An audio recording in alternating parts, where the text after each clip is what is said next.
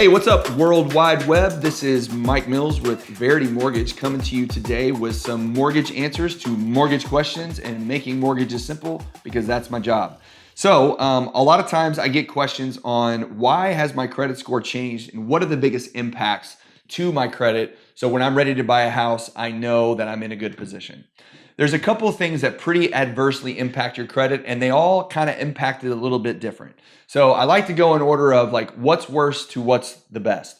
So the worst thing that you can have happen to your credit is what we call a 30-day late payment.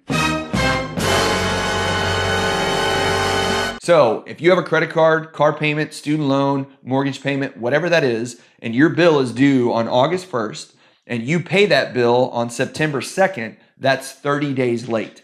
When you're 30 days late on any payments, credit cards, cars, student loans, anything on your credit report, that is an immediate drop in your score of a pretty significant margin. And I can't say exactly how much because it always varies, but I've seen it be anywhere as much as 40 to 100 points that your score can drop for one 30-day late payment. Okay, well, why is this? Well, it's a reflection of your current situation. And if in your current situation, you can't afford to pay your debts, that means right now you're having an issue.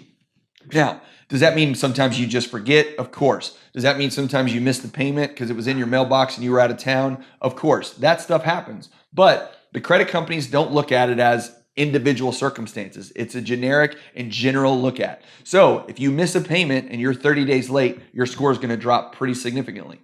Now, here's one thing to remember. If your bill's due on the 1st and you pay it on the 20th, you're fine. You might have to pay a late fee. Your interest rate might go up a little bit if you're on a credit card. You might have some penalties from this, but at the end of the day, it's not going to affect your credit. Your credit's only affected by 30 days. I have a lot of people that'll have their minimum credit card payment due for 25 bucks. They forget to mail it in and they just say, well, you know what? I'll just do it next month and I'll double it up. Well, that's great. You can certainly do that. But if you do that, you're going to have a 30-day late payment because regardless of when you pay it, even though you catch up, you still did not pay that debt within that 30-day window. So of all things that you can do, put your credit card minimum payments on auto payment if you can. Put everything on auto payment if you can. Sometimes that's not feasible depending on how your cash comes and goes. But on your car payments, on your student loans, on your mortgage payment, make sure you have a system in place to be sure you don't miss that payment because that's the thing that's going to drop your score the most. Are collections bad? They certainly are. That's the next one on our list is collections. But collections aren't as bad as the 30-day late. What a collection is it's a debt that I owed that I didn't pay. Sometimes it's medical, sometimes it's credit cards. It all depends. But here's the key to collections. Collections only impact you based on how many you have. So medical companies know this. If you go to the hospital or you go to the doctor and you forget to pay your medical bill, what'll happen is instead of them, let's say you owe $1,000 or $5,000, instead of them giving you one collection for $5,000, they're going to give you 5 collections for $1,000. Because with collections, it's more about how many collections you have rather than how much you owe on each one. So a good rule of thumb when it comes to paying down collections, if you want to improve your score, is start with the cheapest one and work your way up. Anybody that watches Dave Ramsey and knows about the snowball theory and all that stuff. You list your debts smallest to largest. You pay minimum payments on everything but the little one. You attack the little one with a vengeance.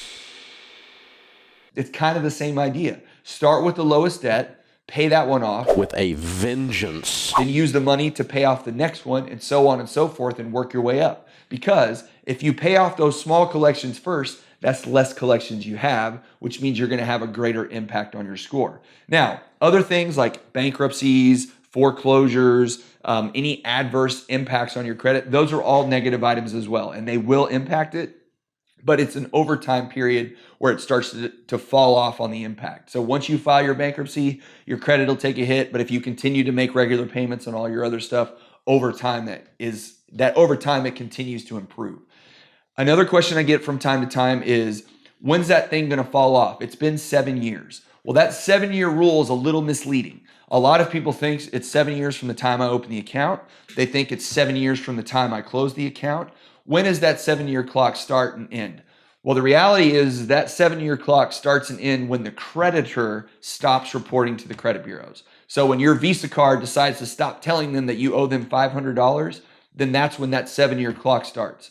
But if they never stop telling the credit bureaus that you owe that money, then that is never going to fall off. So that 7-year window is important, but it's only based off when the creditor shuts that down. So when you look at the stuff that's going to hit your credit the hardest and damage it the most, you're looking at 30-day late payments, collections, bankruptcies, foreclosures, etc. And then anything that's kind of dragging out over a period of time. You're going to want to have to pay those off. The last thing that people ask about a lot is about over the credit limits. Well, of course, if you carry a high balance on your credit card or you go over the limit on your credit card, over the limit, that's going to affect it.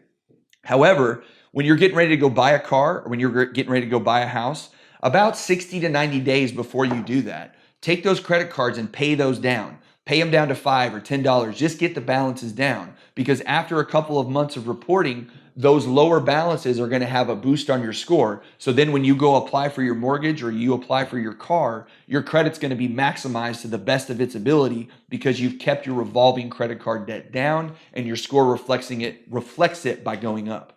So just general rules of thumb, make those payments within 30 days, pay off the small collections first. With a vengeance. Stay out of those major derogatory issues and keep those credit card balances low. If you can do those things over especially a 1 to 2 year period of time, you're going to be in those 700s in no time. If you have any other questions about credit or anything related to mortgages, please feel free to drop a comment down below. I'd love for you to forward and share this video to all your friends. I appreciate your time today, guys, and have a great week. Talk to you soon.